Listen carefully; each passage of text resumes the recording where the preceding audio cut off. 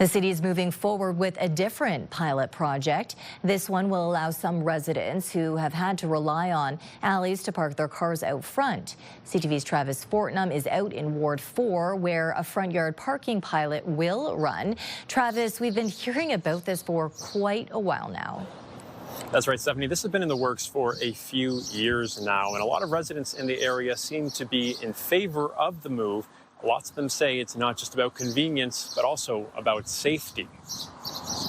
The parking has been absolutely ridiculous. It's only growing worse because our neighborhood has changed so much. For the entire quarter century Bobby Bruneau has lived on Erie Street, she's had to choose between fighting for street parking or parking behind her house off a dark alley. I'm just nervous that someone's going to run into my garage and attack me. So, the city moving forward with a 2-year parking pilot in Ward 4 is great news for her. It means she can apply to build a front yard driveway, something that's long been off limits in her neighborhood. Every week I hear from residents about this issue. The pilot only applies to properties in Ward 4 with one major exception. Homes in the Walkerville Heritage District bound by Riverside Drive, Ottawa Street, Lincoln Road, and Walker Road are not eligible to apply. This is a practical solution to give people driveways and especially in those areas where parking is already at a premium. Mackenzie says this is not going to be a free-for-all. People can't just start parking on their lawns. He says they're going to have to apply for a permit,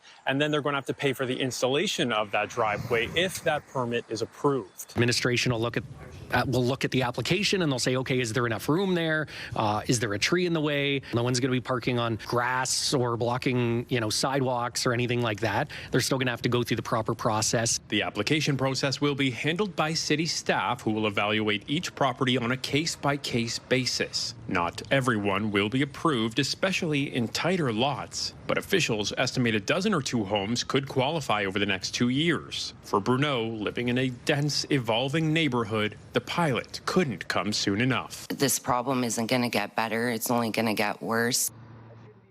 Now, this is a 2-year pilot project, so it is possible that when it comes back to council in 2 years, it's cut off. They decide not to move forward with it. But Mark Mackenzie says that those who have paid to install driveways through that pilot project period will not be expected to undo that work.